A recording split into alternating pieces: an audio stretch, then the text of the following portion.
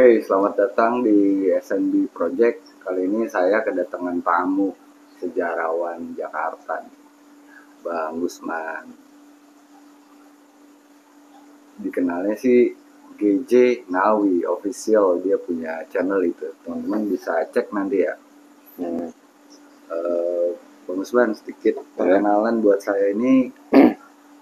Apa yang memotivasi Bang Gusman bisa tertarik mempelajari masalah literasi lah ya khususnya?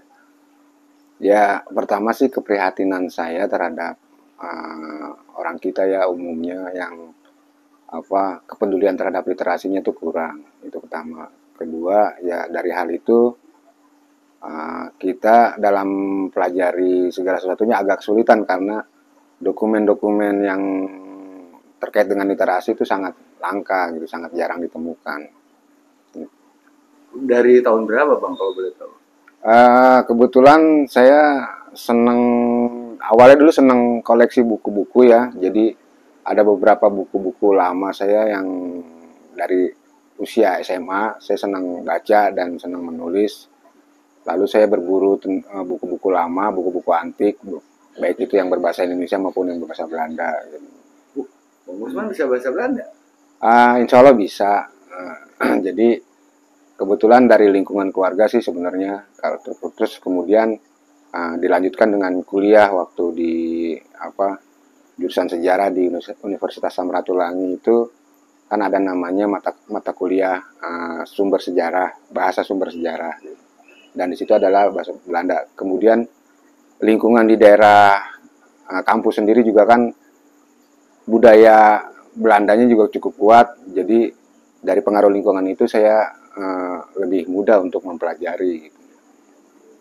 Kalau buat ini ada berapa buku yang udah Abang buat selama berkarir di bidang literasi?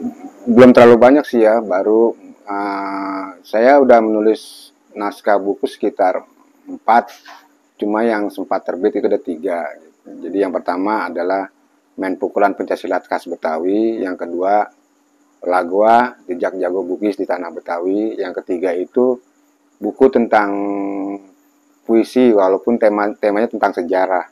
Jadi judulnya Orang Pinggiran Melancong ke Batavia.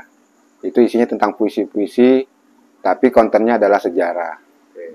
Yang terakhir ini yang baru launching kemarin tanggal 2 Februari adalah buku tentang sejarah Kampung Pondok Gede. Judulnya Sketsa Masa Lalu Pondok Gede. Sebetulnya dari sisi teknis nih, dari 4 penelusuran buku itu, mana yang menurut Abang paling berkesan? Paling berkesan itu ya tentunya buku yang paling pertama ya, karena tantangannya cukup berat.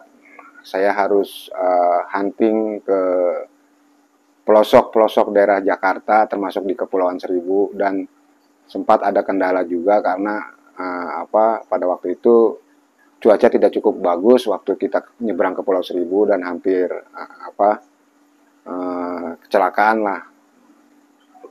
Terus yang tantangan yang kedua adalah hunting tentang aliran pencaksilat itu tidak semudah kita mencari narasumber sejarah umum ya. Jadi karena yang kita wawancarai adalah tokoh-tokoh silat yang notabene adalah terbiasa dengan kekerasan. Jadi ketika kita melakukan wawancara ada rasa kecurigaan bahwa saya ingin mencoba menjajal mereka gitu. Padahal jadi ketika itu saya harus menyiapkan diri juga untuk yang namanya dibanting, dipukul segala macam. Oh, itu ada tes kayak gitu. Jadi kesannya saya nanya-nanya itu pengen ngejajal gitu. Padahal niat itu nggak ada gitu.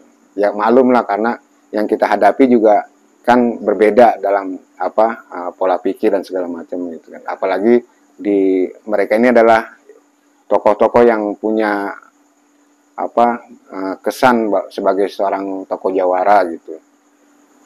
Oke, teman-teman, diskusi kita sampai sini dulu. Nanti kita sambung lagi ya. Tapi jangan lupa nih, Bang Gusman ini di channelnya ada konten tentang pala kaki.